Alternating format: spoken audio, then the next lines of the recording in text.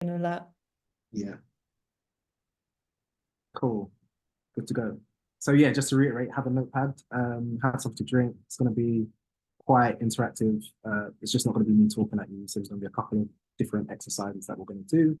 And actually, on another note, if you already kind of have a business and you're selling products, if you can grab one of your products just to have beside you so that you've got it front of mind.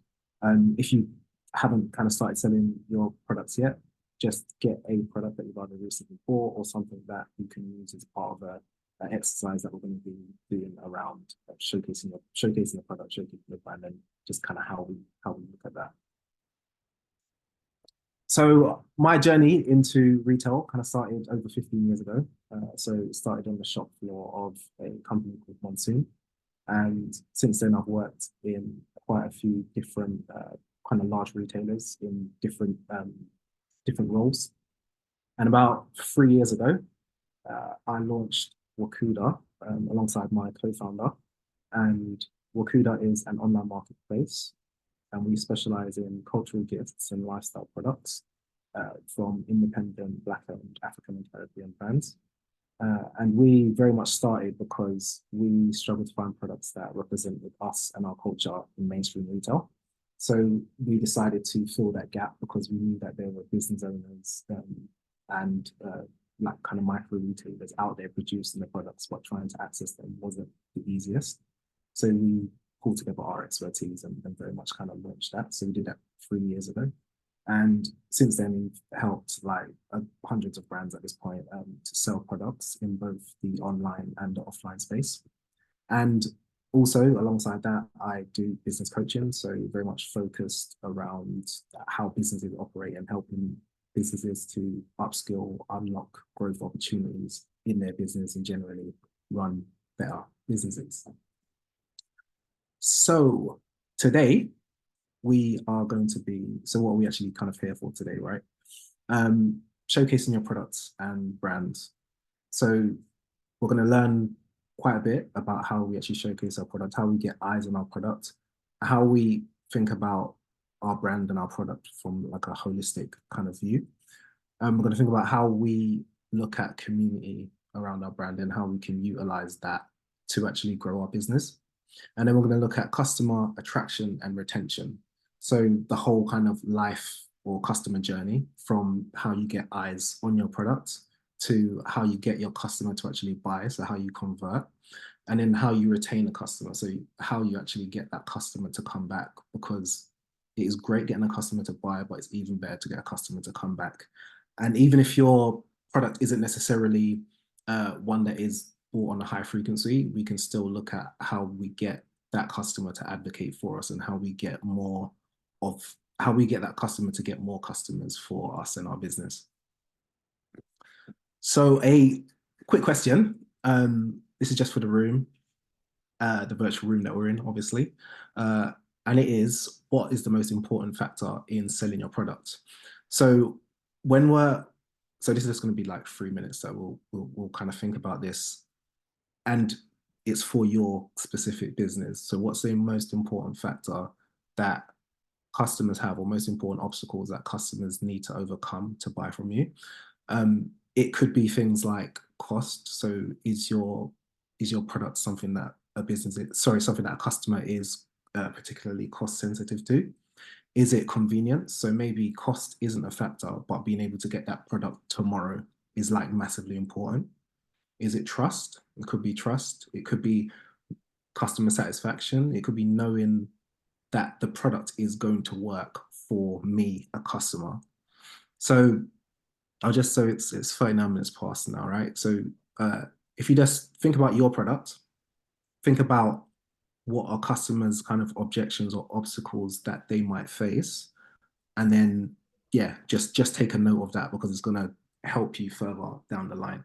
So feel free to kind of write it in the chat, or you can raise your hand and come off mute and let me know.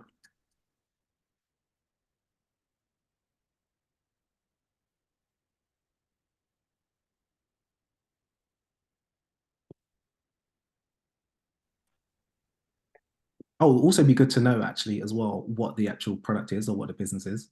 So if you could just make a note of what the product is, and then what's the important thing or the important factor. We have got a few in the chat. Do you want to give it a minute, or do you want to? Yeah, I'll give it a minute. Yeah.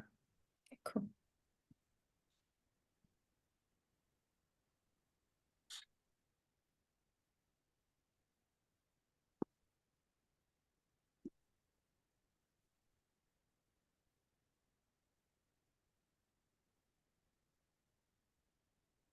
So do you wanna unmute yourself, Miranda? Hi, can you hear me Hello. properly? Yes, I Yeah. can. Okay, so I was thinking maybe the process story of your brand might be for my products would be important. So like Mhm. the behind the scenes rather than like the final product. So what is your product? Sorry, just out of curiosity. Mine would be I make accessories, so beaded bags and crochet as well. Okay. Yeah. So really kind of telling the customer, understanding the story behind a brand, like how it's made, who's behind it is like Yeah. an important factor. Yeah, like a marketing. It's Mhm. kind of a form of marketing. Yeah. So yeah, no, 100%. Thanks for that.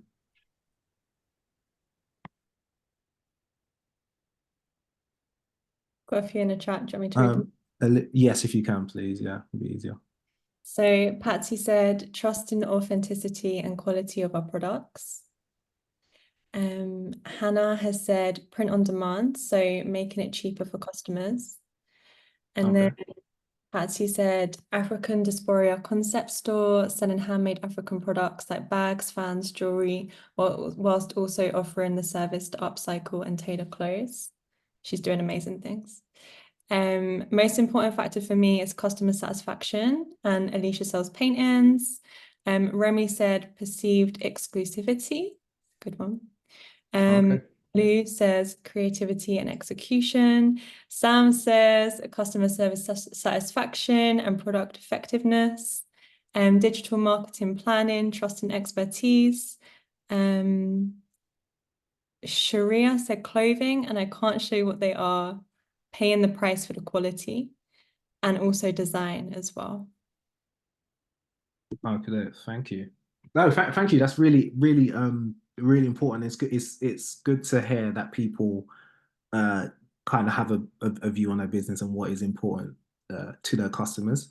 And I think it's just thanks for sharing, everyone, by the way. But it's a really good exercise for us to just understand from the jump that every business is different and your cut so there's it's not like a one size fits all kind of process to like how you sell, how you attract customers, and how you show up to your customers. So it's really important that you kind of recognize that and then tailor your approach based off of that. So just moving on, like commerce essentials. So like how we think about, so what do we actually need to sell our products? What do we need to effectively have a business, right? So number one is we need a product or a service, but obviously we're more focused on product today. And with that, fundamentally, there's three kind of standout things that we need to think about with our product. So we either need to make it or we need to source it from somewhere. We need to have a uniqueness about our products because it helps us to kind of stand out from the competition. At the same time as it being unique, it needs to actually solve a problem. So not just be unique for unique sake. And then pricing. So we need to, broadly speaking, we need to price high enough to have a good margin or a good profit per product that we sell. But we also need to price it low enough so that we can sell multiple units of our product. And then second, we need a place to sell them. So when we're thinking offline, this could be independent bricks and mortar type store. It could be a market or pop-ups or other types of events. And obviously, when we think of all of these kind of models, they're fundamentally different in the sense that for an independent store, you might be paying for shelf space, you might be paying commission based on your sales, or you might be doing both. So how that works for your business will depend on how it works for your the products that you're selling will depend on how much your product sells for and like your margins in that. So that's obviously something that needs to be calculated by yourself. And then when we look at online, again, broadly speaking, we have marketplaces. So marketplaces like your Wakuda, Etsy, Amazon, not on the high street, which also have various different models. Some charge commissions, some charge monthly, yearly fees. The unique or the pro for selling on marketplaces is you can leverage their customer bases, leverage their existing audiences and their reach to help grow your business. However, you can also have your own website, so build either via Shopify, WooCommerce, BigCommerce, and kind of multiple others, which can be cost effective now because you don't need as much development work to start getting out there and getting online and being able to sell immediately. However, with that, it's solely reliant on you to drive traffic to that website. So you have to kind of do the hard work and the lifting there. And then we've also got like social commerce. So it might be sending like via Instagram, it might be via WhatsApp. And these are very much more social means to sell. And the important kind of thing about this, and it's like a trend throughout this workshop, is that it is specific to your business. It is specific to your customers. So what works for one might not work for another. It depends where your customers are showing up. And then number 3, we need to get the money. So we need to know how we're going to kind of process payments, or how we're going to get money from the customer's hands or account into our account. So offline, this could be cash. So there's a lot of people that still kind of use cash now. It could be card payments, so using card readers, like Square, Zettle, or SumUp. And then online, if it's via your own website, then it could be using a payment gateway like Stripe. That's what we use on Wakuda to take credit and debit card payments. Or it could be PayPal, which I'm sure everyone's kind of familiar with. And there's also many others, which we'll kind of touch on a bit later.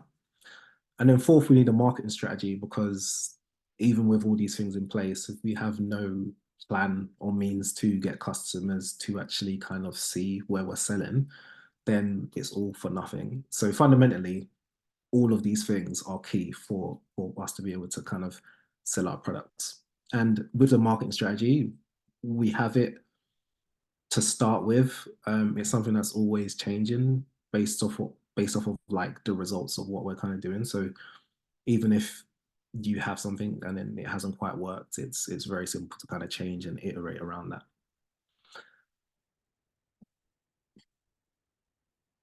One of the most iconic marketing campaign examples is Nike's Just Do It campaign. Nike launched the campaign in 1988 and featured both professional and amateur athletes sharing their accomplishments and inspiring viewers to do the same. One of the first television advertisements for the campaign featured an 80-year-old marathoner named Walt Stack, a dedicated athlete who runs 17 miles every morning. After the campaign went live, thousands of people submitted personal stories about times when they decided to take the leap and just do it, from quitting their stagnant jobs to losing over 100 pounds. The line became Nike's emblematic tagline and continues to represent the brand. So, Nike identified an emotional connection with its audience and connected meaningful stories to its core values, like motivation, inspiration, and healthy living. Nike's decision to integrate the company's value proposition with an emotionally driven message made for a wildly successful marketing campaign. You also need to outline your value propositions and connect with your audience emotionally, so they feel aligned with your brand.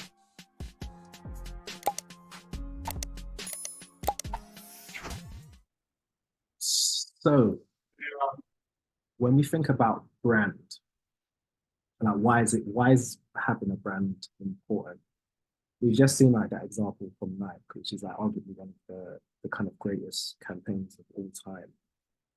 And whenever we're selling products, whenever we're selling products, it's about cutting through the noise. The world is an extremely noisy place now more than ever. And it's not about what you're selling, it's about the narrative behind your business. So it's about that storytelling element. And with your brand specifically, it's an opportunity.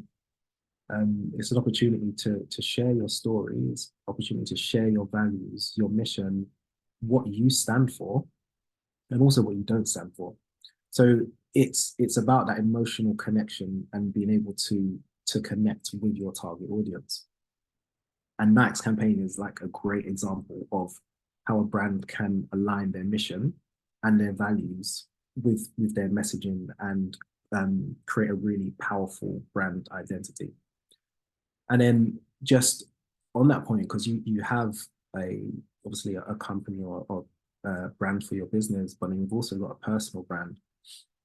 And a lot of time you have to make quite a conscious decision about whether you want to be the face of your brand.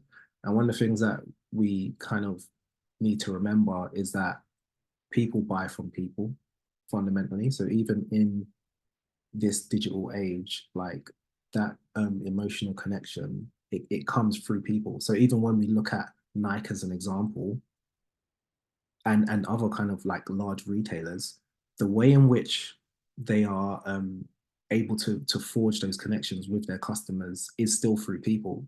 So one of Nike's most popular collaborations with Michael Jordan is that it is that emotional connection that was made with customers, and they can't do that alone. So it can't be just Nike. Nike has managed to do this over time through several different athletes.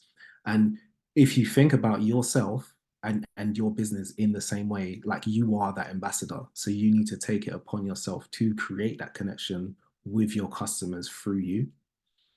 So I just want you to just take like 30 seconds and you can share this if you like, but just think of like, what are the three kind of words that you would use to describe your brand and what your brand means to the world. So if you just literally 30 seconds, if you have it.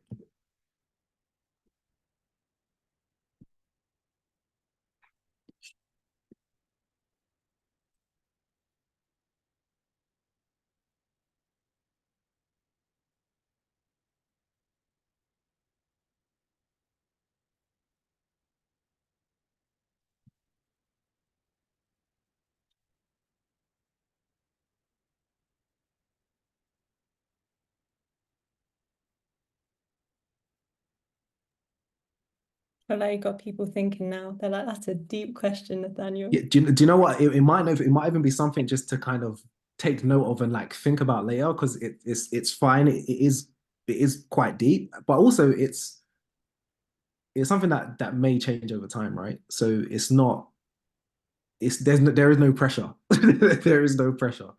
That's good. We've actually got the chats popping off now. So we've got do you want me to read it out? Can you see, or do you want me to read? Yeah. Oh, do you know what? I'll open the chat. If I open the chat, can you see it as well? Yeah, I can see. No, I mean, is it blocking the screen now? No, it's fine. It's fine. Oh, okay, cool. So Remy says perceived. Oh, I'll tell her. I'll read up. So glam, edge, quirkiness from Miranda.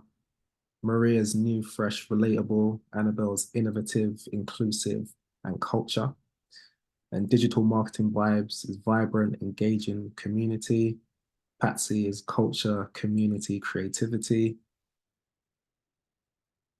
Chiselum is mine is faith meets beauty. Oh, I think I've gone. Oh no, that's right. Nuanced from Olu, nuanced, authentic, heritage connected. Chinyere, vulnerability, connection, creativity. I love these. Page, relatable, empowering, inclusive. Both solidarity, creativity, inclusivity. It's interesting the synergies between some of these and also the differences as well. Thanks for sharing, everyone. With Wakuda, ours was actually culture, community, and authenticity. So all of these words have actually shown up in what other people have said. So that's pretty cool. So yeah, so no, great, good to hear from different people. So yeah, it's very much about, so when we think about when we're messaging and when we're kind of like creating content around our brand, like are these things coming across? And then so when we think of our brand and us selling products, it's not about us selling products, right? Because the hard fact is no one wants to buy your products. And I'll say that one more time. No one wants to buy your products. What people want to buy is an experience. And what you need to do is you need to connect the problem that you're solving or the problem that your product is solving to their solution in their mind. They want a solution to either a problem that they have or a desire or an aspiration that they have. So an example of this is when someone buys coffee, they aren't buying the product coffee, they're buying the experience of energy. When someone's buying paracetamol, they're buying a painkiller. That's what they want. The result, the solution is what they want. So when you're selling, say for example, a candle, is it the candle you're selling, or is it the relaxing kind of ambience that comes with it uh, that will kind of create like a spa-like experience in a customer's home? When it comes to, say for example, it's a skincare product like a cream, is it that you're selling, or are you selling something that is going to help with either a skin condition that someone has, like say for example, it's dryness or acne, and then help them to be more confident in themselves. Like, so we've got to think of like the end goal for the product rather than, okay, I'm selling this product. So just make a note of when you're kind of messaging and when you're kind of creating product descriptions, content, how are you connecting your product to the solution that you're actually kind of solving for a customer? And then who is your customer? So I guess why is it important to know who your customer is, first of all? So when we think of our customer, when we think of where they are, and both like kind of like location wise and like just where they go like on the internet or like social media, all of this information is massively important when it comes to us being able to kind of, I mean, one, tailor our messaging, so make sure that we're speaking the right language to the people that we want to be speaking to, but then also to just be able to find and be able to target those people more effectively. So it's really important that we have what we call like an ICP, so like a ideal customer profile or persona. So here's uh, on the slide some of the questions that you will kind of want to answer around who your customer is. And we want to go quite deep with this because we want to create a real person. So we want to give them a name, we want to give them an age, we want to give them a job, we want to understand what influences them, we want to understand what interests them. And then once we're able to kind of create like a good picture around that, then when it comes to us creating messaging or targeting, we will know when it comes to an event, is my customer likely to be at that event? If not, and it's not an event for them, then it doesn't make sense me being there. And yeah, broadly speaking, that's why we kind of need to do it. And you may have one, you may have two, you may have three, but ideally you want to start with one and you want to go real narrow. And it's not to say that other people won't be buying your products, because let's use the kind of candle example from earlier. Yes, there's lots of different people that buy candles, but you need to go really narrow to start with to be as effective as possible when it comes to communicating and when it comes to finding your kind of target customer, right? And so how we land on is the 3 stages of customer engagement.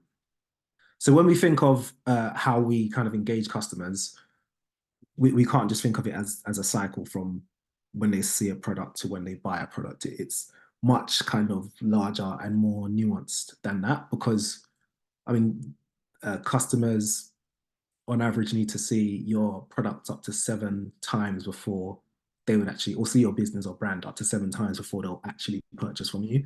So it's not just about kind of seeing and buying. It's about creating various touch points for them to kind of engage with you, without the kind of expectation of necessarily buying straight away, and looking at it as more of a funnel process than just like a straight sell. And then also we've got to look after the sell and what that looks like in terms of customer retention or creating customer advocates to bring us future customers. So there's three kind of stages to this. One's how do we attract customers? So how do we get their eyes on our product for the first time? And then 2 is how do we get customers to buy? So that's how we convert. So once we've got their eyes on our products, how do we actually get them to convert and make that purchase? And then 3 is how do we get them to return? So what actions do we need to take to get them to either purchase again or take another action that's gonna help to kind of add to their lifetime value, or add to their value as a customer to us. So these are very much anchor points that you can use when planning your strategy, and when it comes to taking like future actions with your business. Which one of these stages does that fit in, and does it kind of make sense for the business? Also, if there are any questions, by the way, like feel free to drop it in your hand or raise your hand, because I know this might be a little bit heavy at some points. So the first stage is how do we attract potential customers? So there's many different strategies that we can use. Again, not one size fits all. There's going to be stuff that will probably work really well for you, and other stuff that just doesn't quite work, or doesn't work in the same kind of time frame, or the time frame that you expect. So social media is always like a great place to start. I think it's a great place to start, whether you have your business, whether you're kind of launched selling products, or if you're kind of pre-launch and you want to kind of gauge interest and start building an audience or community kind of around your brand before you launch. Obviously, it's free. It gives you the opportunity to reach niche audiences out of millions all around the world as well. The one thing I'll kind of say is, obviously you've got the free social media, and then you've also got paid social. When it comes to paid social, just think of it like a tap of running water. So once the tap's running, obviously the water's coming, it's great, it's good times, you're getting customers, you're getting views, you're getting follows, etc., etc. But the minute you switch it off, that all stops. So the minute the money runs out, the sales will run out. So what we want to do is we want to either fully have like a more kind of organic or sustainable way to get customers, or have a blended approach for longevity and kind of sustainability. And one of the ways in which to do this is SEO. And SEO stands for search engine optimization. And effectively what it is it's techniques that are used to get your products or your website ranking more high up in Google and other search engines. So if you kind of think about the amount of times that you go onto page 2 in Google, you then kind of understand the value behind being page 1. So over 90% of people don't go, I think it's actually over 95% of people don't go past page 1 in Google, and over 75% don't go past the first 6 results. So SEO techniques are helping us to rank higher, to get more people to see our links and click through onto our website. So to get us more traffic to our website, or footfall, digital footfall. And there's various ways to do this around technical and content. So content being it could be blogs or other types of media. And then we've got content marketing, which could form blogs. It could be newsletters. It could be video content. And how we kind of want to think about this broadly is we want to do one of three things. We either want to educate, we either want to entertain, or we want to inform our potential customers. So it's an opportunity to either entertain them, it's an opportunity to either display our kind of expertise or provide them with more knowledge around the subject matter of our product, and kind of provide them a bit more of a kind of holistic view. And then we've got affiliates. Affiliates is a risk-free way, effectively, to get customers. So you will pay a commission based off of when a product sells. So if a product doesn't sell, you don't pay anything. And the third parties who will be driving you traffic come in different forms. So it could be a website or another platform. It could be an influencer. But the nice thing about it is risk-free. And then there is working with influencers and content creators, which is really a good way to leverage someone else's audience to start building your brand. The thing about that is finding people that match your values, but also whose audiences will be aligned to kind of what you're doing and to your products. So when we first launched, we actually had quite a few like more micro influencers that we worked with. And then, I mean, also it's not just about the amount of followers they got, etc. It's about how much engagement they actually kind of have. So you want to kind of be really careful when it comes to like engaging with influencer type people and kind of going down that route. And then we've got PR. PR's a great way to get in front of people. We've actually used that quite well strategically for like the businesses on our platform, as well as like Wakuda more broadly. One thing I will say is, if there's, I'll put it in the chat, but it's like hashtag journo requests is something good to follow on Twitter, because there's a lot of journalists that use it to search for people to kind of give comment on certain kind of topics and stuff. So even if it might not necessarily be like about your business, your name will be there and it will be founder of X company. And it's another kind of opportunity to get a link to your website, or just to get your business name out there and people looking it up.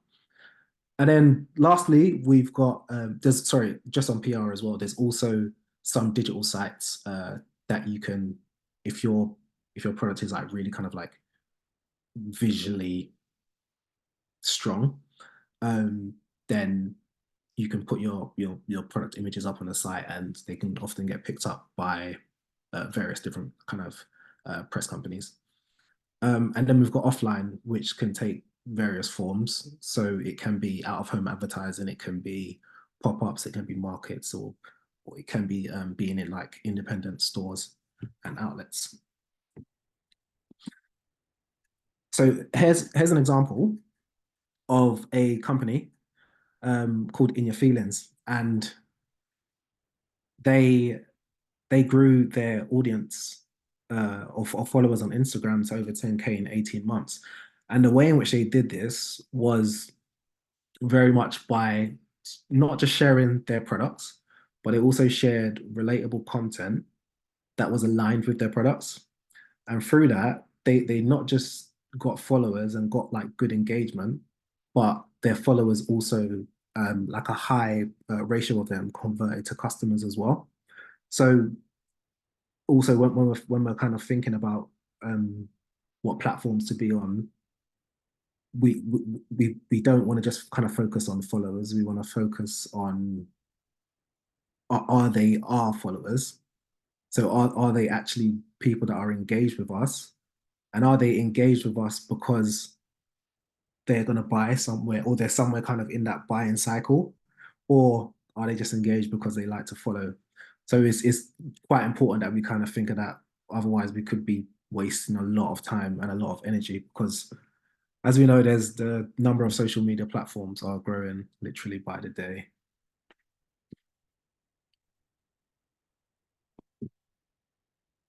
So why should we collaborate with people or companies?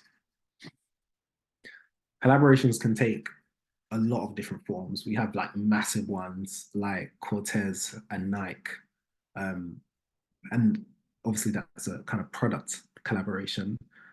But then we've also got Revived and Chicas on the left-hand side, which is a collaboration on social media for a giveaway. And in the middle, we have a collaboration of business owners on an in-person event. And the thing that they all have in common is they're all adding value to each other. So whenever we're kind of thinking about like who should I collaborate with or should I collaborate with someone, firstly think about what do I have to offer, and then think about what do they have to offer me. A lot of the times I find businesses kind of, or business owners kind of look at it just from what the other business has to offer. And we've really got to kind of recognize what we have to kind of add to the table first. And it puts you in a much kind of better position when it comes to finding who you kind of want to collaborate with or who would actually kind of make sense to collaborate with.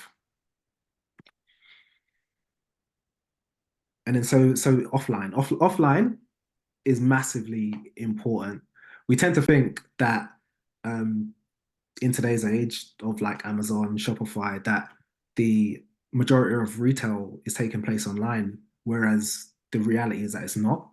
And the vast majority of retail sales today are still taking place offline. And it's something that is very much undervalued because you've got higher conversion rates, you've got better engagement with customers, and it's something that, especially as smaller business owners, there's so much opportunity to kind of be taken in the space. And one thing we've got to obviously think about is when we're doing kind of markets, pop-ups, and we're doing in-person events as us, the business owner, visual merchandising is key. So we need to that the products need to look good, of course, but we also need to kind of create a level of engagement with a customer, or with potential customers rather, that they couldn't get online. So when we're thinking about kind of more tactile, like the smell of a product, the taste of a product, we need to kind of give the opportunity for customers to be able to engage that way. So it needs to be very experiential in that kind of sense. And then when we think of event selection, again, go to where your customers are. So obviously kind of thoroughly kind of research like events. There is also some trial and error here as well. But broadly speaking, if your customers aren't there, or if your kind of ideal customer, it's not the type of event that they will be at, then it probably doesn't really make sense for you to go there. And then on the customer engagement side, like selling is great, and selling products is great at like markets, pop-ups, etc. But don't miss out on the opportunity to engage with customers, to get feedback on your product, and to get more of an understanding about how your brand comes across, how your products comes across, because it can give real kind of key opportunities to improve that it will be so hard to get online, because you'd have to go through numerous surveys and then try to interpret how they've said something. Whereas you can look at someone and be speaking to someone and see from their behavior, oh, they headed to this product first, or oh, they completely ignored this, or oh, they didn't feel comfortable around this. And it can be so much more telling and so much more value kind of added to your understanding of your products, how you come across, and then also inform how you fill in or plug certain gaps when it comes to displaying your product online. And I've got two examples here. One is you can't really see it very well probably, but effectively it's an advert for a mobile bike repair business, and it's on the side of a bike shed. And this is exactly what I mean about going to where your customer is, because people that have bikes park them in bike sheds. So it makes complete sense that you would advertise for puncture repairs, for brake changes right there where your customers are coming and going all the time. And at that point, because it's fine that yeah they're there going and coming, but also when they need a product or they're thinking about that need or that problem that needs solving, you're there for them. So when they go back to the bike shed and then they've realized that they've had a flat and now it's all the way down, your number's right there to call. So when we think about being where our customers is, where our customer is, it's also about when. So we want to be there at the right time. And then once we have sold our products, we need to have a holistic view, right? So I've written here the entire customer journey. We need to have a holistic view about how our customers, the journey with us or the journey with our business rather. So how did they find us? So understanding how they find us informs how we will get more people like them to find us. Why they find us allows us to understand the problem that we were solving for them. Was it the fact that they wanted something for their home? They wanted a statement piece. They had skincare issues, so therefore they were on the lookout for a product like ours. Then that allows us to go deeper into our messaging, if that makes sense.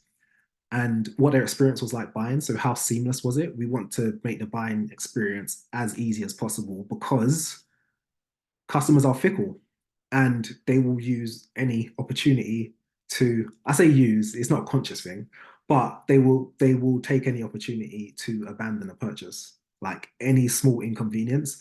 If it's the site was loading too slowly, it can be the case of I'll put it down, and then the next minute I've gone into a new tab on my phone, and then I've forgotten about it, and then I'm just not going to make that I'm not going to make that purchase anymore. And then how they purchase, that obviously informs the offerings that we kind of have, what's necessary to have in terms of how we allow people to purchase, and then what they purchase allows us to take into account what our kind of offering is in terms of like inventory, and do we really continue producing this product that's actually selling like 10 times less than this other product. Right. So with your product that you have, that hopefully you had earlier, if there was any people that kind of joined late, if you can just grab a product,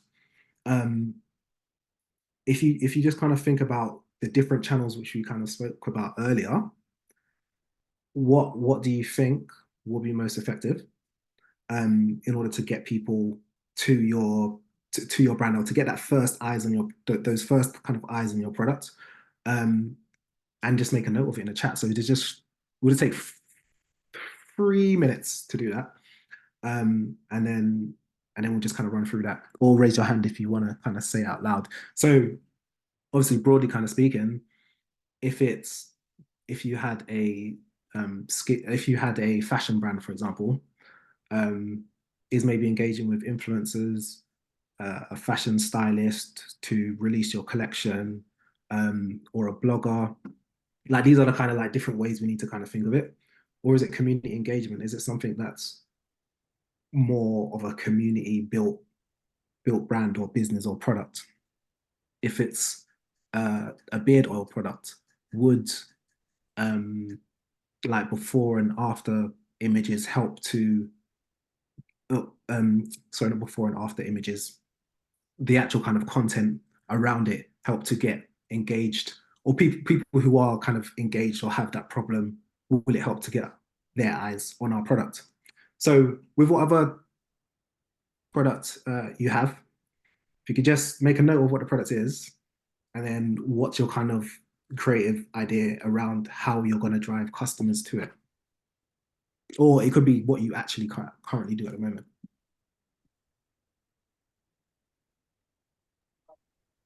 Can I say? Because I kind of know. Hello. Oh Hello. yeah, sure. Go ahead. Hi, Junior. My name is Junior, and I'm a live streamer content creator. Yeah. For me, it's a little bit much easier because I kind of got just of it. And for I'm basically going to do for merchandise.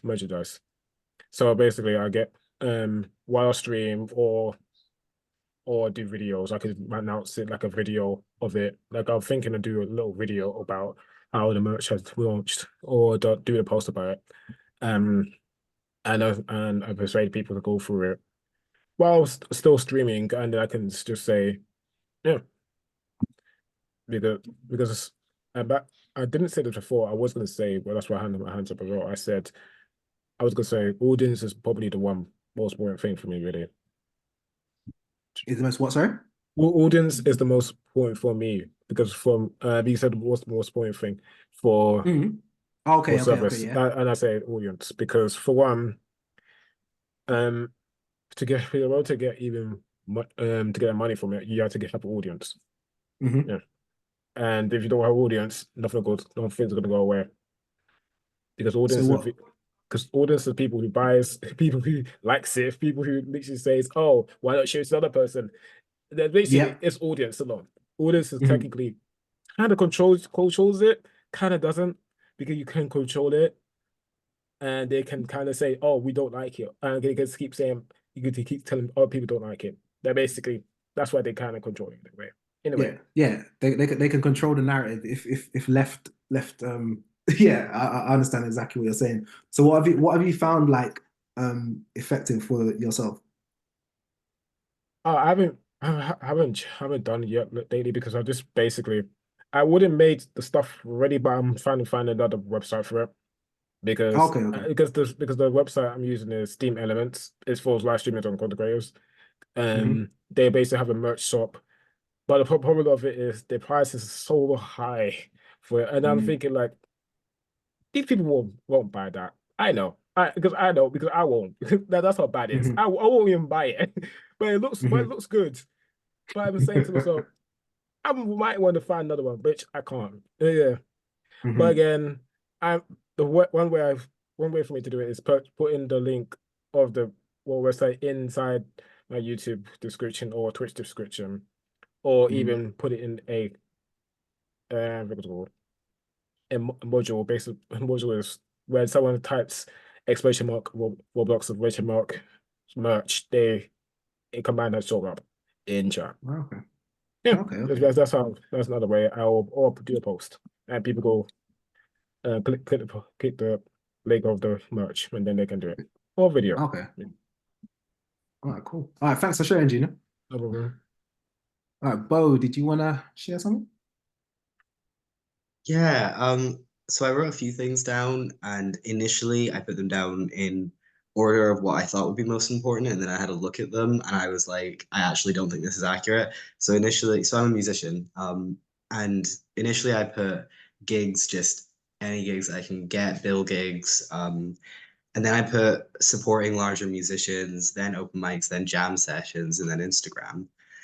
But I think in actuality, like in order of I think what's most effective is probably general gigs, and then jam sessions, and then supporting larger musicians because generally jam sessions are where you kind of make connection with other musicians and you can work together and stuff.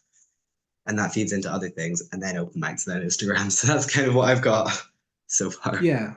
Okay, cool. So just in terms of like, I guess it depends what your aim is, right? So if you want to, like you kind of said it, but if you want to meet kind of other musicians and really kind of like connect that way, then jam sessions make sense. But if it was about reaching like as large audience as possible, then you would likely kind of be looking more at partnering. Sorry, I can't remember what you said, but like basically partnering with larger musicians, right?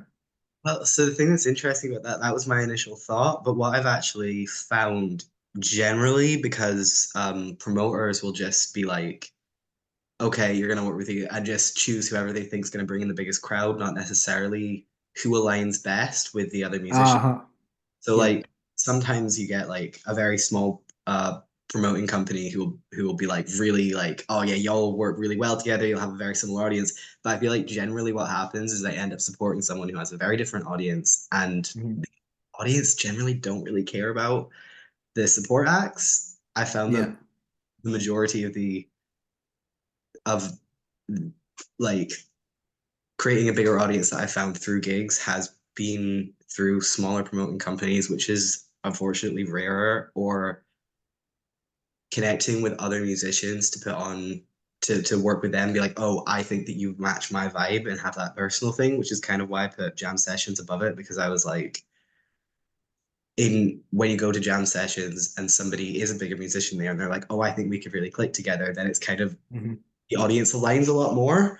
Yeah. Yeah, because you got that layer of like more like it's a lot more authentic, right? Yeah, for sure, for sure. And I feel like the audience totally can smell that in the air. Yeah, yeah. No, I understand. I think it's important. I think it's something that thanks for sharing, by the way. I think it's something that translates like directly to product stuff. So when we're kind of thinking about collaborations and stuff, it really kind of needs to make sense to both parties, and you need to be aligned.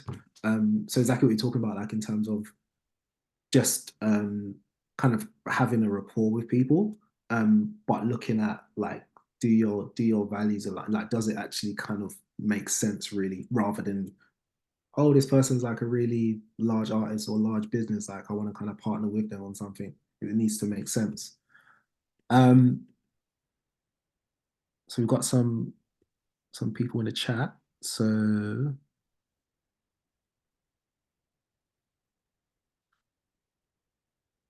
so Annabelle says, for me, pre-launch is social media content.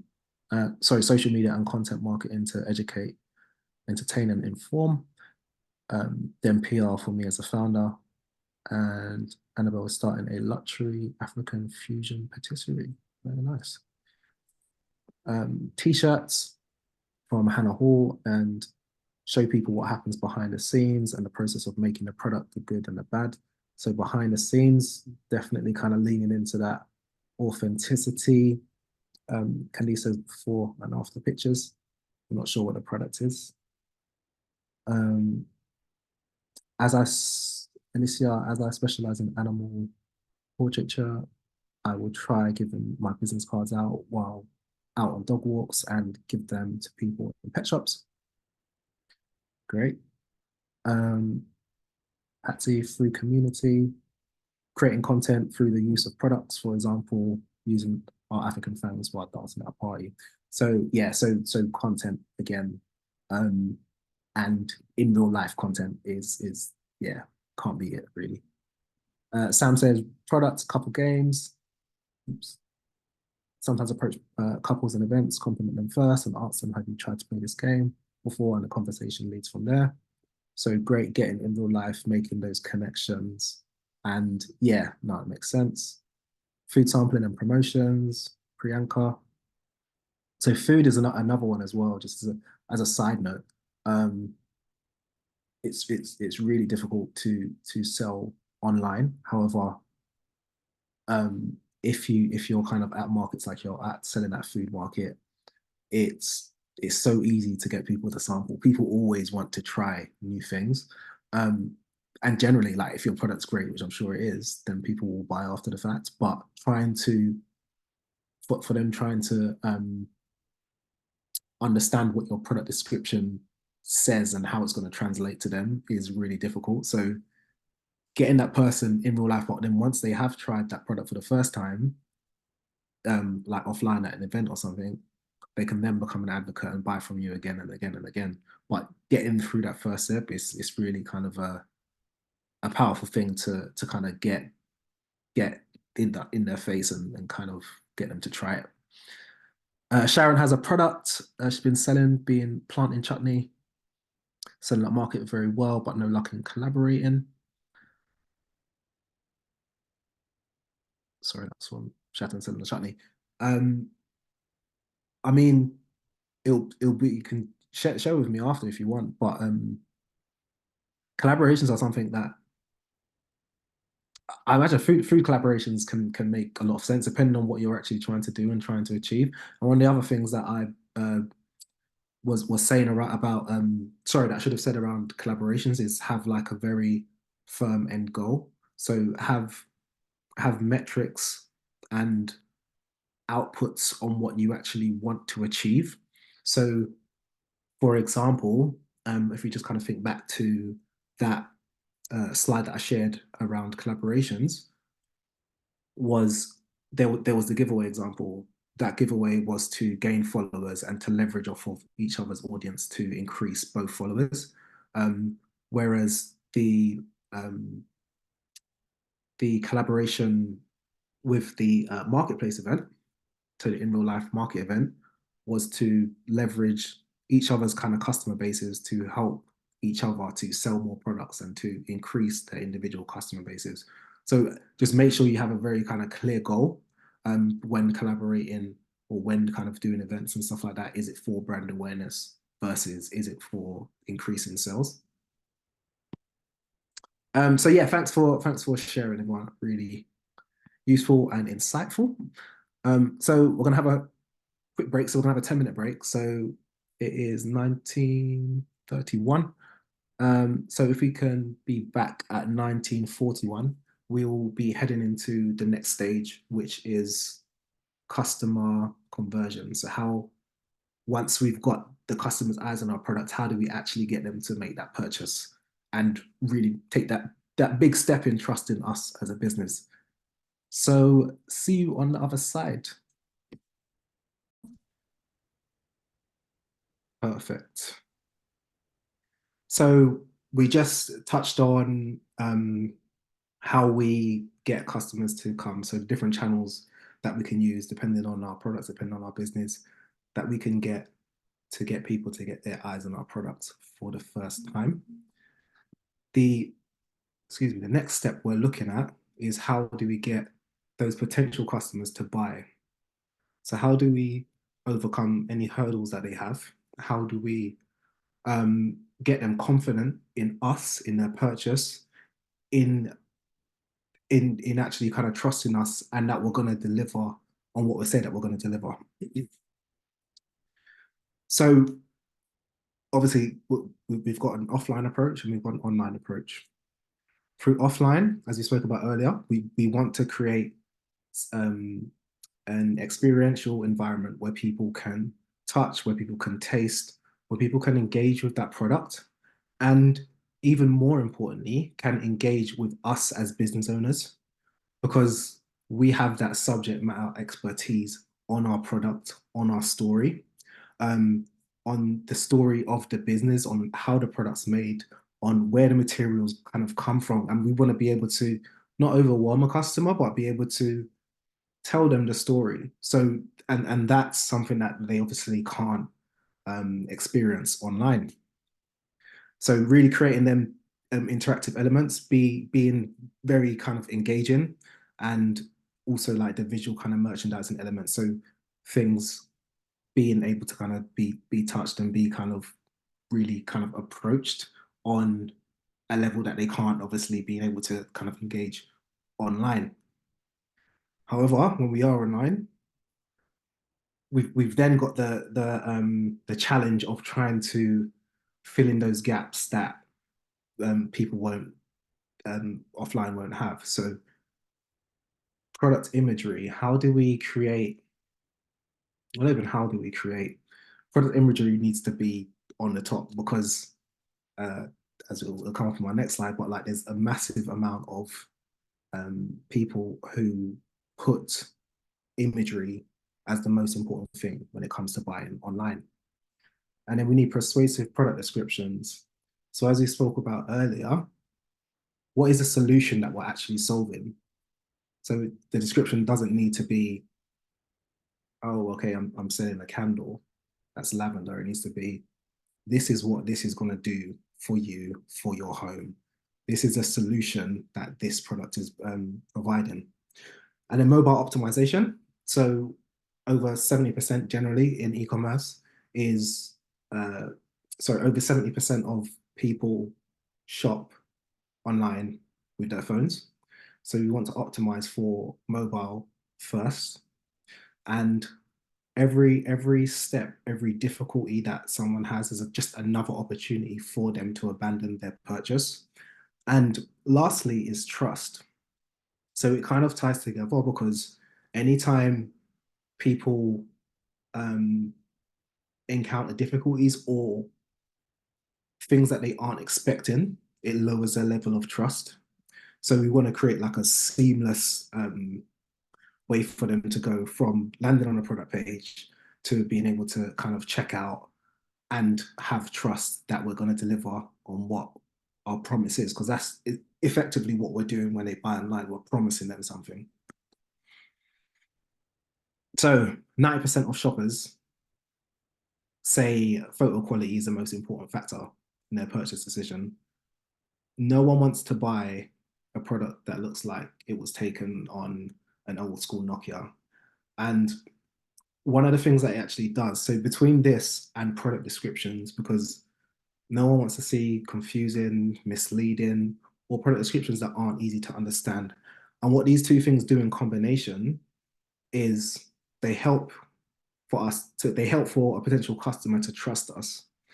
Because if they see poor images, they see poor descriptions, that's how you're presenting your business. So if you're presenting poorly, then why would I trust that you're going to, I mean, A, that the product's going to be in a decent condition when it arrives to me, but also B, how do I even know that you're going to send the product to me? Like there's a big trust factor that we've got, especially when a customer's buying for us for the first time.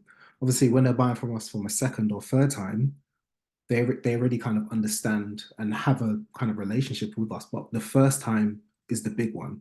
So we need to do as much as possible. We need to present as well as possible for them to have trust that we are gonna deliver on what we say we are. So here's an example of a product page. It's actually a product and a checkout page on the right-hand side on Mokuda. So these are just a couple of points to highlight. So at the very top, you see the Trustpilot, so the reviews that we have. And with that, automatically the customer knows, I mean, one, other people have bought from this company, and they're also on Trustpilot, which adds a certain amount of credentials. But then also, if they click through, they can easily see what the actual reviews are and what people's experiences of the kind of company have also been. And then we've got the number, obviously this is marketplace specific, but we've got the number of sales that this business has made on the platform, which again, this is quite marketplace specific, so you won't necessarily need it for an individual website. But again, it shows what that business itself is capable of. And has done. And we've got the product imagery again. So we have an understanding on what the product is from the product description, where it can be, or how it can be used, or how it fits into our life or into our solution, or solves our problem rather. And then we've also got like really nice clear images of them. And then we've got the buy it now button. So that effectively allows the customer to go straight from buy-in to checkout rather than stopping at the cart. And this is to remove that click, basically, because we want the customer to be able to go from the landing page, effectively, or the product page, to checked out with as little effort from them as possible. And then we have the estimated delivery times.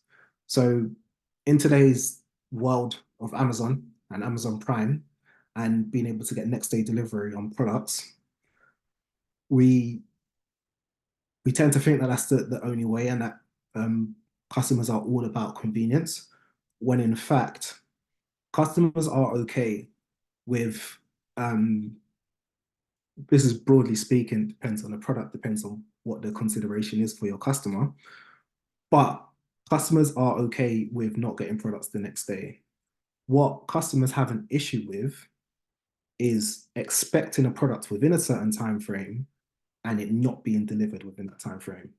So we need to manage their expectations. So as long as we've said when it's going to be delivered, that's okay. If things change, we need to make sure we keep the customer updated. We need to make sure that we're offering them something for that delay.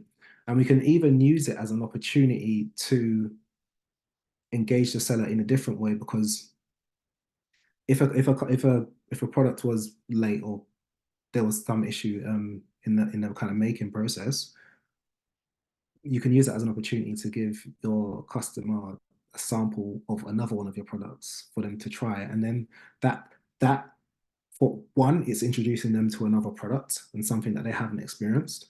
And two, it showed them that you actually care and that you're willing to go beyond the kind of standard. And then on the right-hand side, we have a checkout page. So this is pretty much a summary of all the rest of the information, as well as giving the customer an opportunity to pay. So like I said before, we use PayPal and we use Stripe for like credit and debit cards, but there's many other options that people can use, from like Shopit, Shopify Pay, to like Klarna and other types. The key thing around this is we don't want to give too much options to a customer, because if we give people too much options, they end up making no decision at all. So we want to limit those options. And this is what we found that has worked for us, but you might find otherwise. So it's very much about testing, but also about understanding your customer and how they like to pay. Because if a large amount of your customers want to pay using Klarna, then that's probably like a good idea to use. Not that I like Klarna, but anyway. So the exercise that we're going to do now is that same product. We're going to think about how do we get people to buy. So what's that kind of consideration factor to get them to make that purchase? So if it could be anything. So if we are selling a product that is, let's say it's a health and beauty product or wellness, maybe having like a full ingredients list, and where like those ingredients came from is like a key factor. Maybe it's like providing like customization options. Maybe there's subscription options. Maybe it's before and after photos. So maybe it's understanding that, oh, okay, this product actually worked for X person. It will probably work for me. Yeah, so just have just 2 minutes, just either think about that, or with regards to your product, or you can make a note in the comments. It's completely up to you. And then we'll go on to the third stage.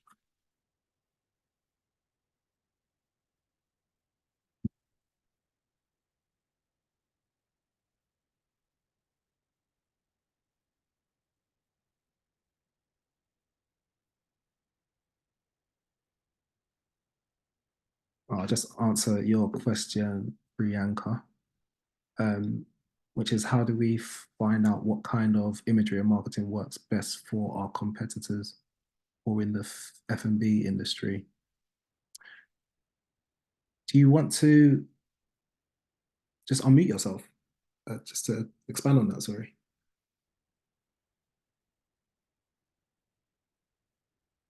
Hi.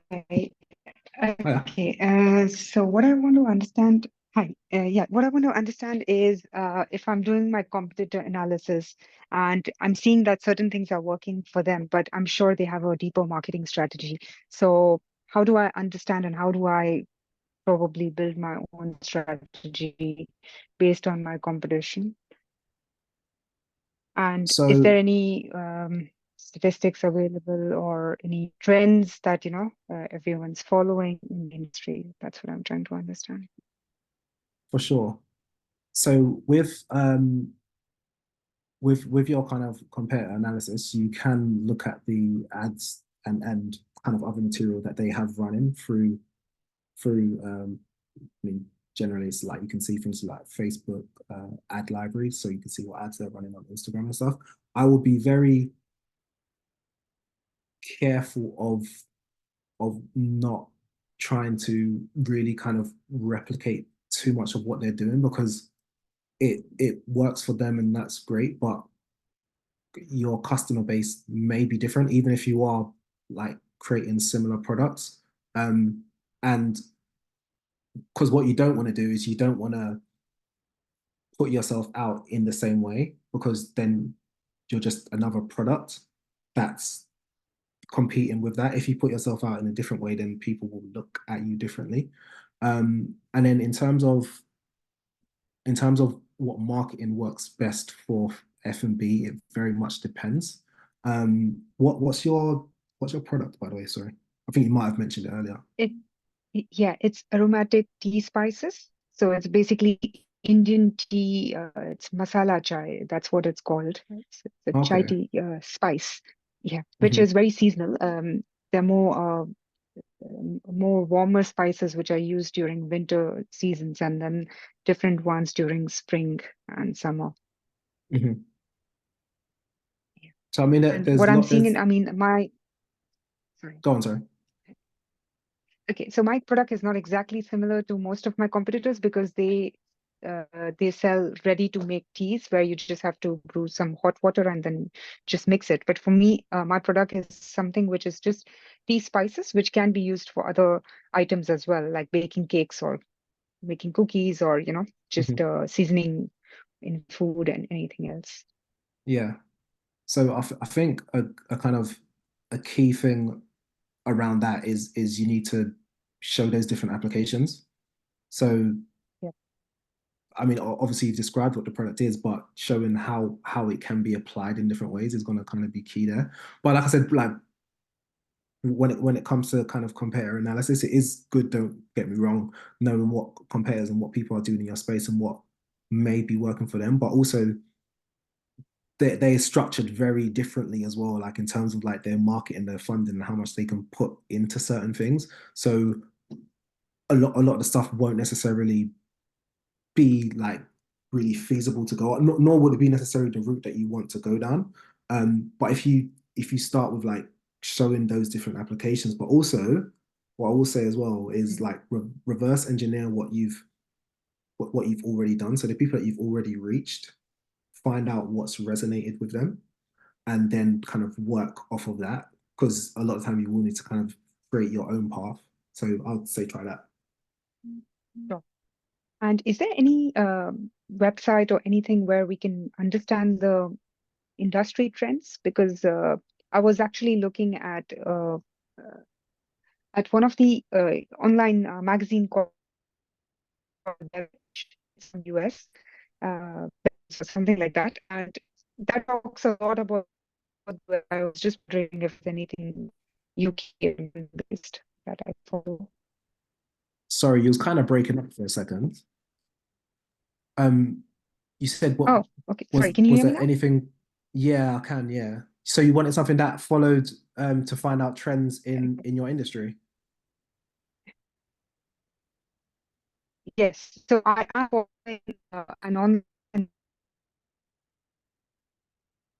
talks about the trends in business.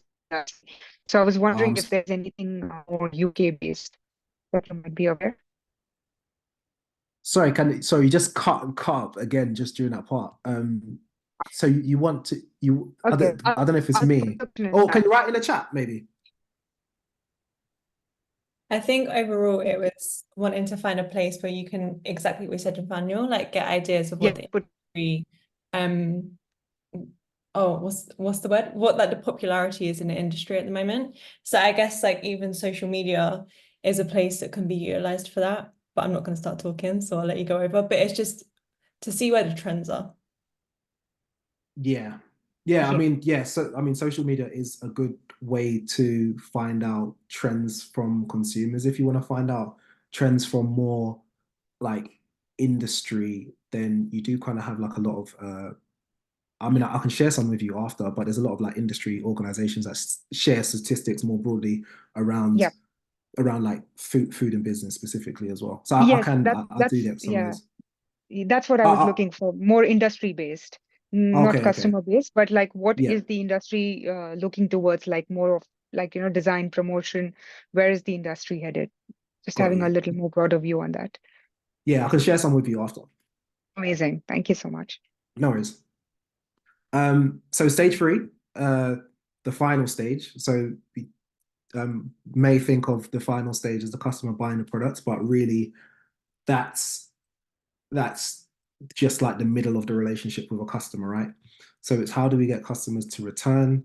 How do we get customers to continue to engage with us and also to then become advocates for our business, because customers can, like, getting a customer from you can cost up to 5 times as much as it costs to get a customer to make a second purchase with us, because at that point they already know that they can trust us. They know that we can deliver on our promise to send them a product or to fulfill in whatever kind of form that is. So it's like, how do we get them to kind of either do that again or to continue to engage and advocate with us, advocate for us, sorry.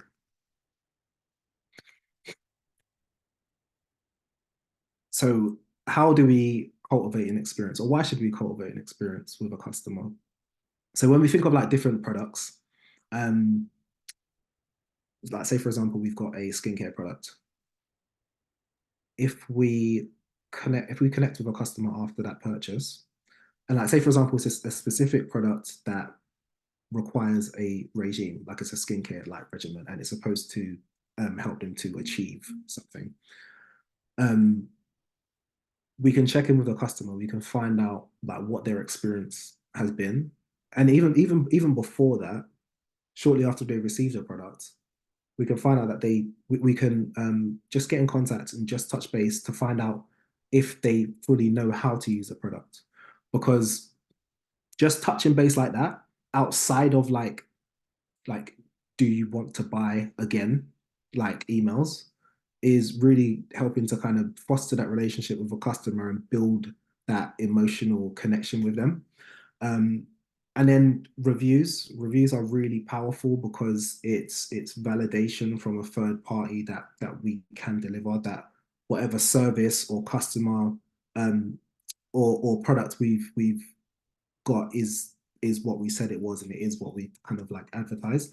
And this will also kind of apply with like services as well, like being able to have testimonials for that service, that you were able to deliver, that you did it professionally, and that everything's all in line. There's nothing more powerful or a better way to get people to buy from you than other people advocating for you. And then also we've got more kind of automated processes that we can use. So we have remarketing campaigns. So we have this can be remarketing through social, so through like paid media, or we can also do remarketing through like email campaigns. So for example, if a customer's abandoned cart, we can, so online, sorry, if a customer's abandoned cart, then we can have an automated flow set up so that that customer is incentivized to make that purchase within a certain period of time. And that's just a standard thing to do because there's a high amount of abandonment in purchases, and a lot of it is non-intentional. So it's not that customer actively decided not to buy the product, but they've either put their phone down, forgotten about it, and then just getting that email reminder with maybe with an incentive like, oh, get 10% off if you buy within the next 5 hours or 24 hours, is just the kind of little push that they need to kind of make that purchase. So it's all these type of things that we've got to kind of think about to get the customer back. And then we've also got like loyalty programs, which we can take many different forms. It can be like, for example, one of the most popular ones in the UK is Tesco's loyalty program, which is the Club Card. Give people points every time they spend with you. Once they've received a certain amount of points, they can redeem it. And it's just that extra kind of additional thing that kind of brings them into your brand.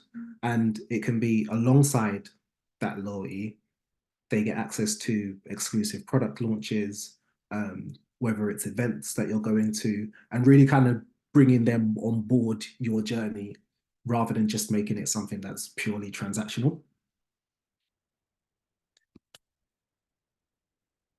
And then building a community. So why do we build a community? We in the world today, there's a lot of people, there's a lot of business, there's a lot of offerings, there's a lot of product. We need to cut through that, create that emotional connection with our customers or with and with our potential customers as well, and really kind of stand out from that crowd. And building a community does that. And the difference between an audience of people, so the people that are following you on social media, and a community of people, is a community speaks back. So what we want to create is we want to create an environment, and this can be an environment in whatever space fits your business, whether it's online, offline, social media, through blogs, through forums, through your website. We want to create an environment where a community can speak back, because that's the powerful part of it, and that's the effect. I'm sorry, the effect that's going to come from that is that kind of advocacy for our business, for our products, and really kind of create that emotional connection. So one of the ways that we do that, which we spoke about earlier, but is really powerful thing that can be leveraged both pre-launch and post, is social media. And it's not, again, not just for following sake. Like, we want to actively engage with our customers. So we want to be creating content that people are actually commenting on.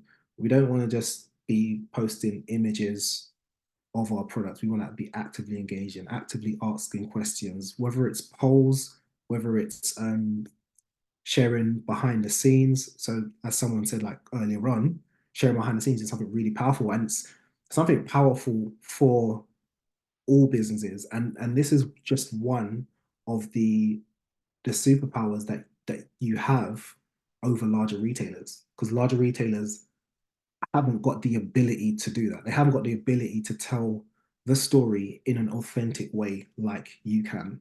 And it's really about you taking advantage of that and then using that to build that emotional connection with your customers. And then we've got events and experiences. So as much as we're all online, everything's all digital, getting in person, getting in real life is a amazing way to really kind of create that personal connection. And it's an opportunity to get feedback. So again, it's not just a one-way thing. It's not just you kind of speaking outwards. It's about customers speaking to you, because you're going to then be able to utilize that information. So if they buy off you, if they don't buy off you, you've got something, you've got some information that you can use to improve, whether it's your product or whether it's your buying experience. You have something, and then you can also build off of that like a loyal customer base, because that connection that someone makes in person is going to be far more powerful than they make with you online. And then I've done it to death by loyalty program.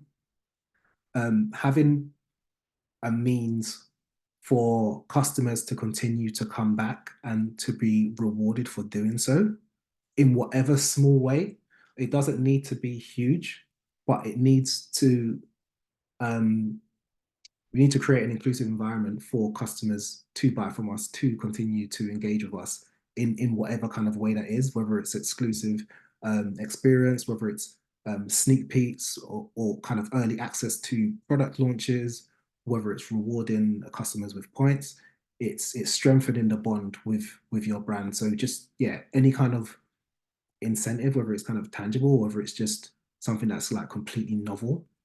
And again, different customers are going to want different things, and will value different things more. So some will like just really be behind your brand and just want merch. So if you could offer them like some type of merch or something just because they're behind your brand, they'd be like, yeah, like love it. But yeah, broadly speaking, those are like some key ways to build a community around your brand. And you will find that who your customers are and who your community is informs how best you do that. So like we've personally found like with Wakuda, like providing space because obviously we have business owners on one side of our marketplace, but then we also have customers. So markets are great for us to do to get both sides of the marketplace together in one space to connect, to network, but at the same time, separate spaces for like our business owners to connect and to kind of share value and kind of learn together, and also like share problems and just have that kind of community effect of people helping each other is something really key, and it's really kind of helped with our growth. It's helped with our direction on where we're going with the marketplace, and it's really something that don't undervalue, and in fact you'll find that customers, where they're behind your business, they'll do anything they can to help you improve, so utilize it as best you can. Cool. So, in summary, we have creating an experience. So just remember, I've told you once, I'll tell you again, no one wants to buy your product. So just always remember that. And remember what they do want to buy, which is an experience. It's a solution to a problem that they have, or a desire that they have, or something that they aspire to be. So remember to sell that. Don't sell your product. And then knowing your customer, like equally as important, knowing who they are, creating that ICP, so the ideal customer persona or profile, and then using that to create the messaging around your brand and around your product. And then also using that as a means to target them more effectively. So to go to where they are. And then the 3 stages of customer engagement. So 1 was, how do we attract customers? So how do we get those first eyes on our product? What different channels we have out there to use, and which ones work with your customer and with the problem that they have. And then 2, how do we get them to convert? So what obstacles do we have to overcome to make them confident in their purchase, confident in the product, but then also confident in our ability to deliver it to them? Obviously, that's more so online than offline. And then 3, how do we get them to return? So how do we get them, once they've made that purchase, how do we get them to return to make that second purchase? Or how do we get them to advocate to other potential customers to get them to kind of buy with our product or engage with our brand? So how are we engaging with that customer after that point of sale and after that product's actually been delivered to them? So remember, there's many means to do this, whether it's asking them how they got on with their product, kind of getting that crucial review, and just using whatever means necessary to continue that engagement cycle with the customer and getting them to increase their value for us as a business, but then also creating that advocate and then using that to then feed into our community growth. And so that is it for me. I hope this has been kind of insightful, and I've shared some decent things for you to kind of actually take away and implement in your business immediately. And my details. Oh, sorry, this was the question part. So if there's any questions, Gina, you can go ahead. Is there any you didn't mention the websites to put our services on, but basically how to start our services. And because I don't know what websites I should use for put my merchandise on. Because I know one, but that one I can't do yet because that's the reason I said it's too pricey. If I lower it down, yeah, you don't get no profit from it, basically. Yeah. Because so if you follow up with me after, I can probably send some stuff to you like that's specific to you. There is a lot of different stuff out there for different businesses. So drop me, so my email's on the next slide. If you just drop me an email, I'll send you over some things that might work for you. Cool.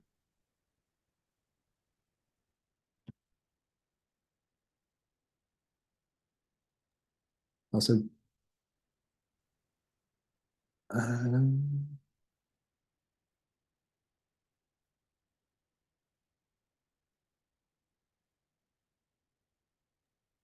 There's a couple so in the chat, Nathaniel.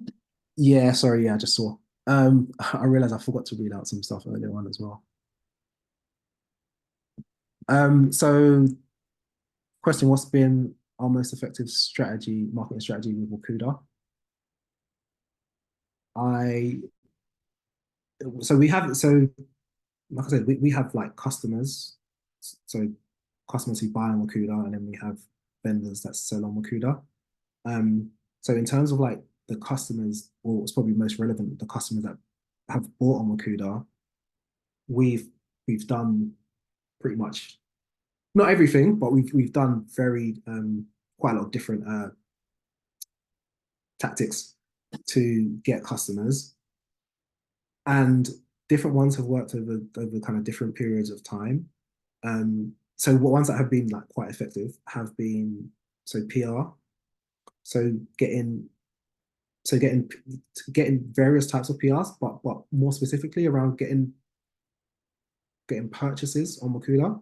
We've been in quite a few gift guides and had quite a few features of Wakuda as a platform that's driven like a lot of traffic, and we still do kind of get organic traffic from some of the links that are in certain articles and stuff.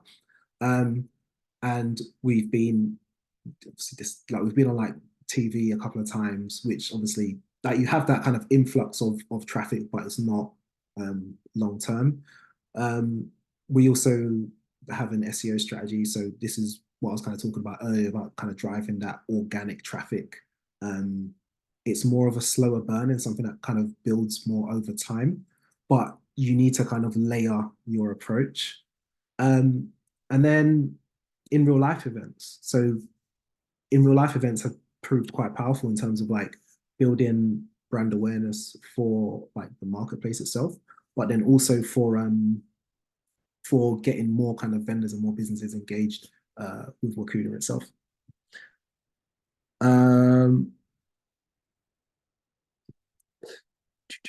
What was your role in building Wakuda? So it's myself and my co-founder, and then we've had kind of like external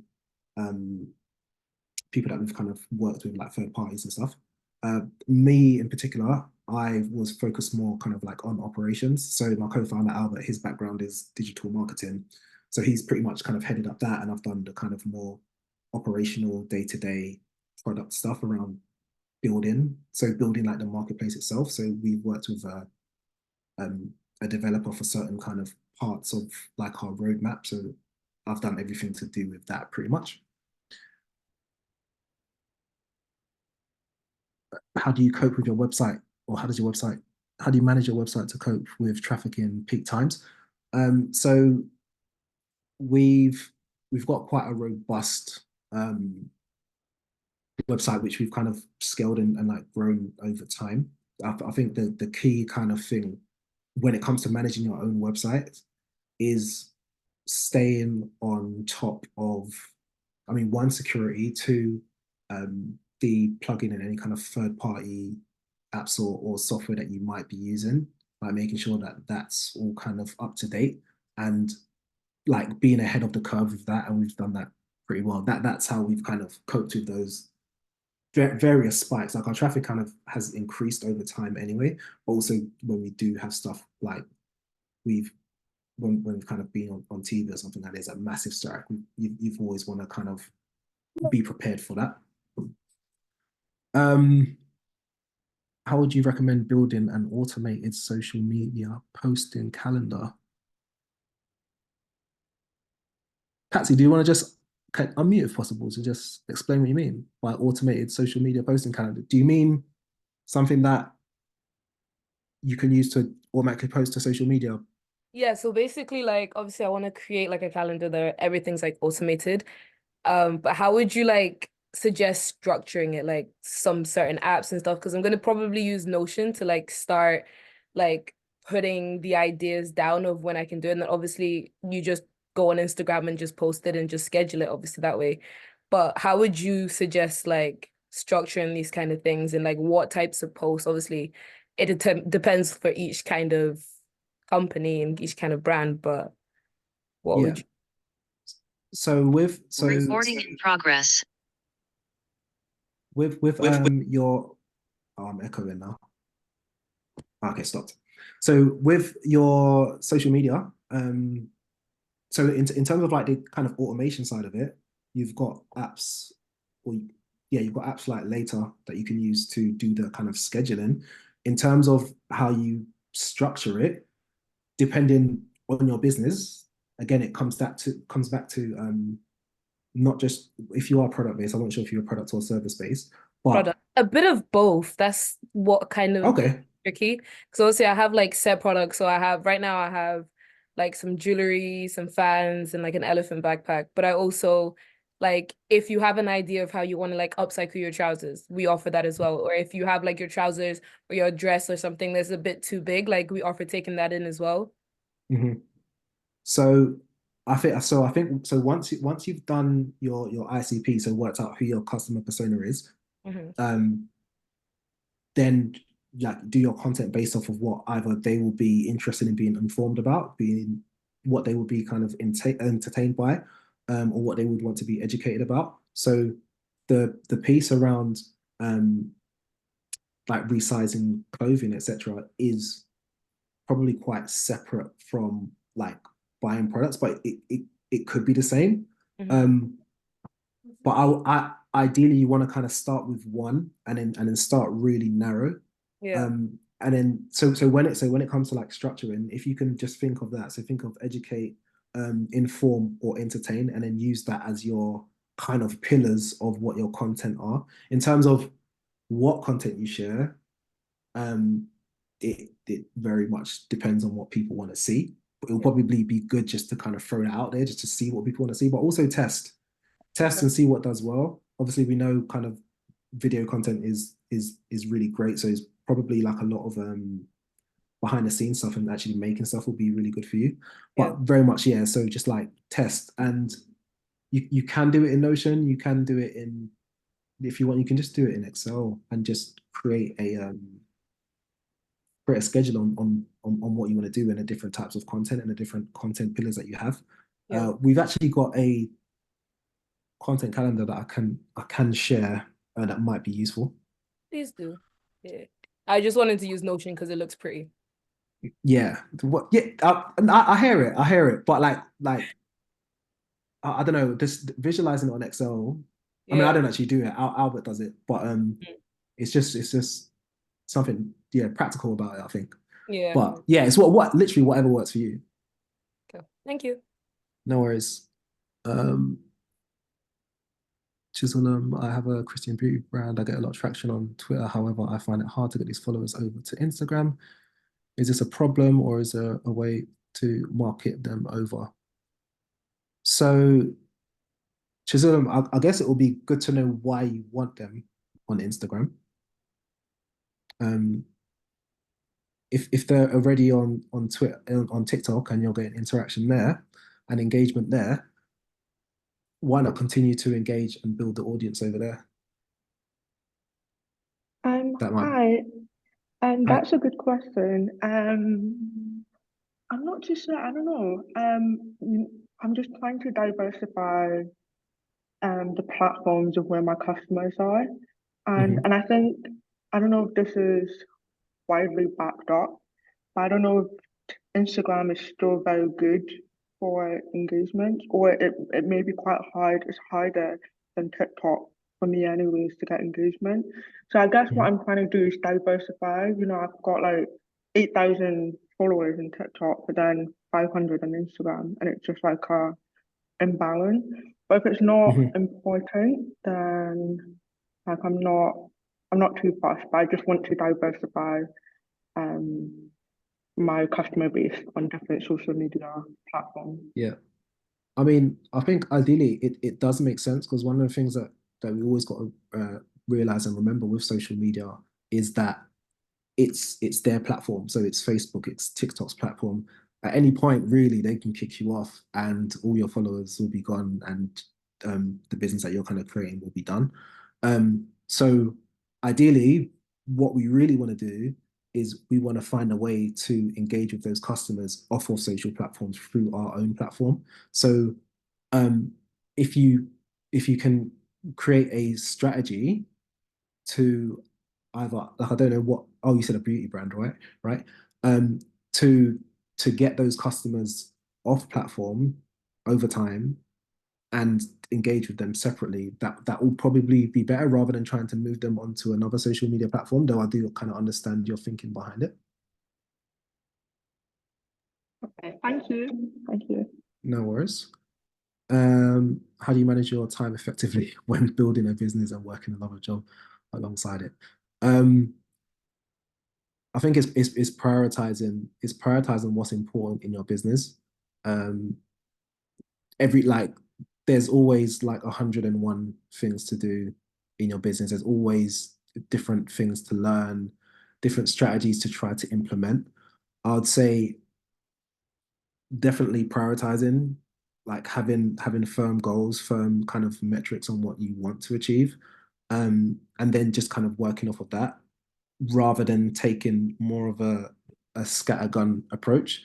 And then when it comes to working a job alongside, depending on what the job is, being able to kind of automate as much of the mundane, like day-to-day stuff as possible. Carol, how do you generate PR? You get featured in magazines, etc. You can engage with like private PR people, like freelancers who can continuously push you out. Or you can use platforms like, well, you can use like Twitter to search for journo requests. Hashtag journo requests, which can show you what journalists are looking for. There's also other platforms that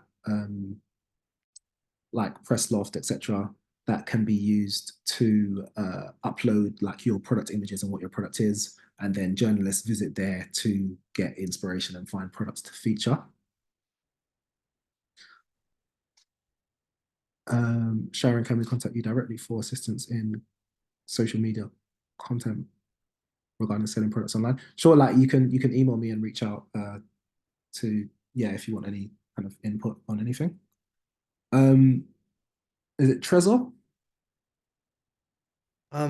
Yeah, yeah, it's Tracer. I think my question was about general requests as well, but I also wanted to ask, like, as far as promoting what I'm doing and my business and all that stuff, all I could really think of is, other than the magazine I'm doing, like, I also kind of do illustration prints as well, in a sense.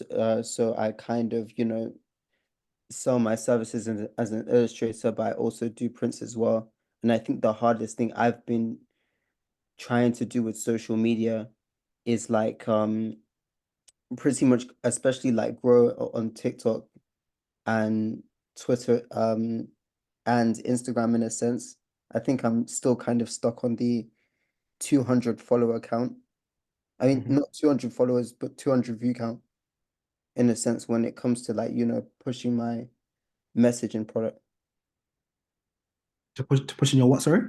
To like push my like message and product. I'm kind of still like stuck on like the 200 kind of follow the 200 view count, in a sense, as far as that. So the other thing that is worthwhile doing, which kind of the social media platforms make like fairly easy now, is to see what things are trending.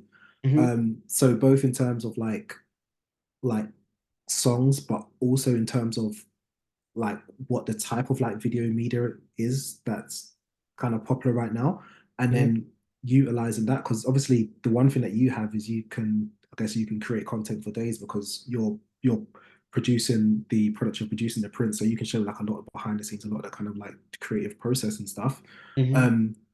So tie that in, but then tie that into what's actually kind of trending now. And then using that as a way to kind of like tap into I guess what the kind of cultural topic at the moment is, and then utilizing that to effectively not jump on a bandwagon, but to gain kind of more views. All right, cool. Thanks. No worries.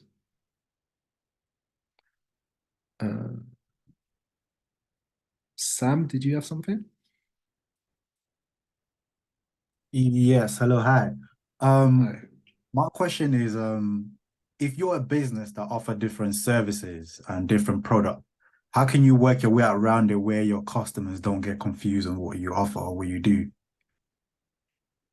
So for context, what's your different services? Web design, UX design, logo design, and also on the visual arts of things, painting and sort of things like that. Okay. So I guess depending on how you want to shape it, what is a customer coming to you for? So like if they're like obviously you have got like you said, like UX and other kind of like services within that, but is someone coming for like that umbrella of services, or are they coming for like an individual service? And it could be the case of like spinning them out and like marketing them like completely differently. But I feel like in like this type of circumstance, it will probably make sense to market that as like one umbrella thing to a very specific person that's looking for all of those services. Okay, thank you very much. No worries. Is it Angie? Yeah, it's Ange. Ange. Yeah, my question is, I just want to ask for advice in terms of, is it better to like start showcasing your brand before launching it, or launch it and then showcasing? Like, because in terms of like social media and stuff. Yeah.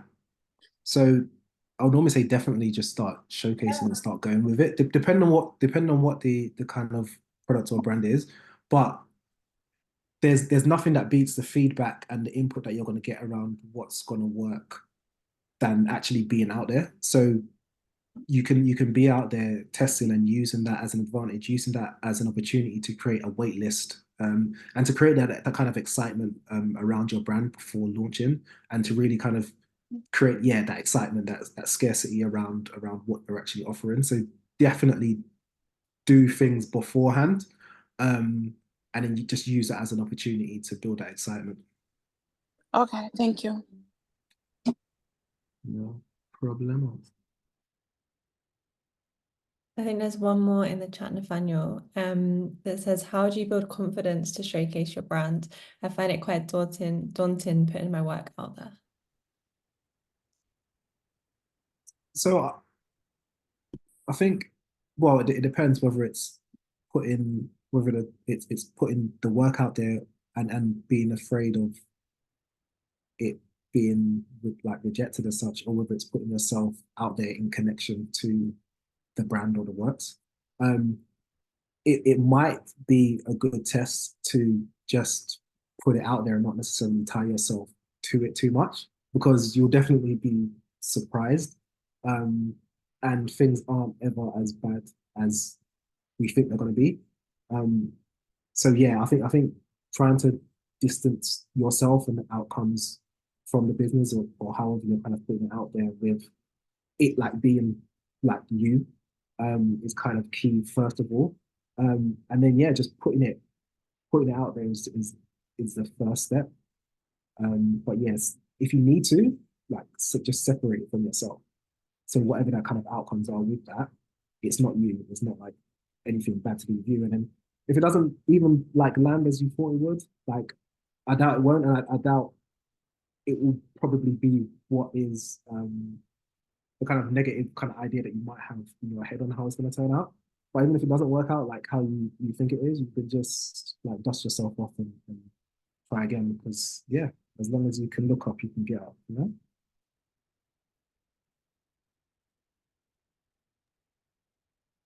Beautiful, thank you. No problemo. I think that might be all the questions. And Sharon has said, can you please have your details, which I think is the next slide. So perfect. Oh, yeah, sure. So, yeah. Yeah, so feel free to connect with me on, oh, you've kindly dropped it in the chat anyway. Connect with me on LinkedIn, and also, or drop me an email, and yeah, I'll reply and help in any way I can. Should I send you a message or can I do it through LinkedIn and just meet you? Yeah. Do you know what? It's best to do it by email because my LinkedIn isn't great. Okay. I've said connect with me on LinkedIn, like connect with me on LinkedIn for sure, but that also like just email.